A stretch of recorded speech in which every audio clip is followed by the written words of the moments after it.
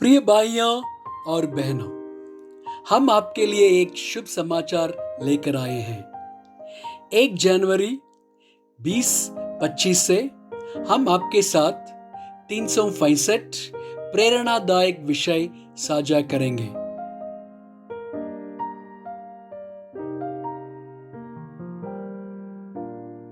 हम आपको इन संदेशों को सुनने, चिंतन करने और आत्मसात करने के लिए प्रोत्साहित करते हैं। यह संदेश आपके जीवन को आशीर्वाद दें और आपके विश्वास को मजबूत करें।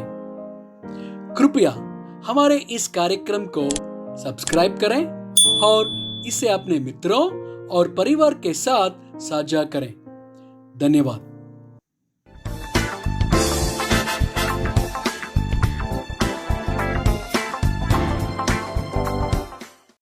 आज 25वां दिन है और विषय है अधिकार। 1 तीमुथियुस 2:1-2। अब मैं सबसे पहले यह उपदेश देता हूँ कि विनती और प्रार्थना और निवेदन और धन्यवाद सब मनुष्यों के लिए किए जाएं, राजों और ऊंचे पद वालों के निमित्त, इसलिए कि हम विश्राम और चैन के साथ सारी भक्ति और गंभीरता से जीवन बिताएं। रोमियो 13:1-7। हर एक व्यक्ति प्रधान अधिकारियों के अधीन रहे, क्योंकि कोई अधिकार ऐसा नहीं जो परमेश्वर की ओर से न हो, और जो अधिकार है वे परमेश्वर के ठहराए हुए हैं। इससे जो कोई अधिकार का विरोध करता है वह परमेश्वर की विधि का सामना करता है, और सामना करने वाले दंड पाएंगे, क्योंकि हाकिम अच्छे काम के नहीं परंतु बुरे काम के लिए डर का कारण है। सो यदि तू हाकिम से निडर रहना चाहता है तो अच्छा काम कर और उसकी ओर से तेरी सराहना होगी, क्योंकि वह तेरी भलाई के लिए परमेश्वर का सेवक है। परंतु यदि तू बुराई करे तो डर, क्योंकि वह तलवार व्यर्थ लिए हुए नहीं और परमेश्वर का सेवक है कि उसके क्रोध के अनुसार बुरे काम करने वालों को दंड दे। इसलिए आधीन रहना न केवल उस क्रोध से परंतु डर से अवश्य है, वरन विवेक भी यही गवाही देता है।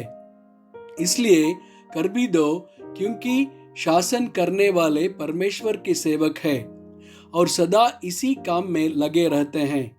इसलिए हर एक का हक चुकाए करो, जिस कर चाहिए उसे कर दो, जिसे महसूल चाहिए उसे महसूल दो, जिससे डरना चाहिए उससे डरो, जिसका आदर करना चाहिए उसका आदर करो। तीतुस 3:1-2। लोगों को सुधि दिला कि हाकिमों और अधिकारियों के अधीन रहें और उनकी आज्ञा माने, और हर एक अच्छे काम के लिए तैयार रहें। किसी को बदनाम न करें, जगडालू न हो, पर कोमल स्वभाव के हो, और सब मनुष्यों के साथ बड़ी नम्रता के साथ रहें। 1 पत्रस 2:13-20। प्रभु के लिए मनुष्यों के ठहराए हुए हर एक प्रबंध के अधीन में रहो, राजा के, इसलिए कि यह सब पर प्रधान है, और हाकिमों के, क्योंकि वे कुकर्मियों को दंड देने और सुकर्मियों की प्रशंसा के लिए उसके भेजे हुए हैं।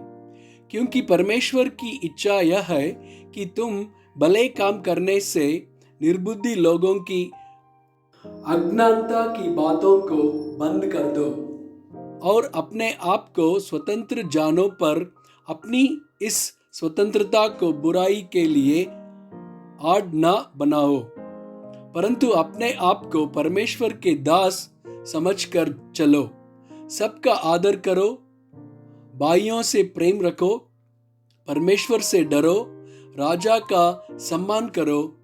ए सेवकों, हर प्रकार के भय के साथ अपने स्वामियों के अधीन रहो, न केवल बलों और नम्रों के, पर कुटिलों के भी।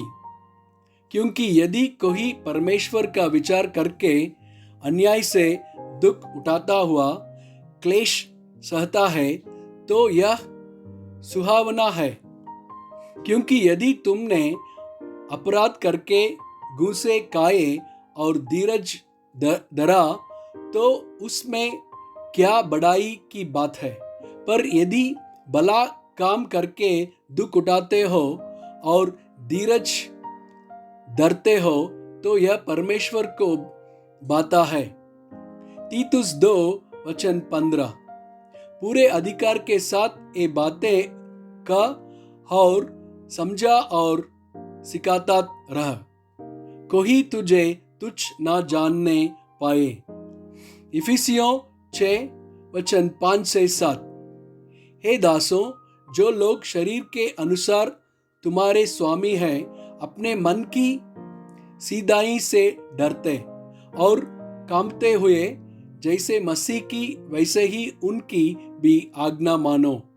और मनुष्यों को प्रसन्न करने वालों की नाई दिखाने के लिए सेवा न करो, पर मसीहा के दासों की नाई मन से परमेश्वर की इच्छा पर चलो। और उस सेवा को मनुष्यों की नहीं, परंतु प्रभु की जानकर सुइच्छा से करो। कुलुस्सियों 3:22-24। हे सेवकों, जो शरीर के अनुसार तुम्हारे स्वामी हैं, सब बातों में उनकी आज्ञा का पालन करो, मनुष्यों को प्रसन्न करने वालों की नाई दिखाने के लिए नहीं, परंतु मन की सीधाई और परमेश्वर के भय से।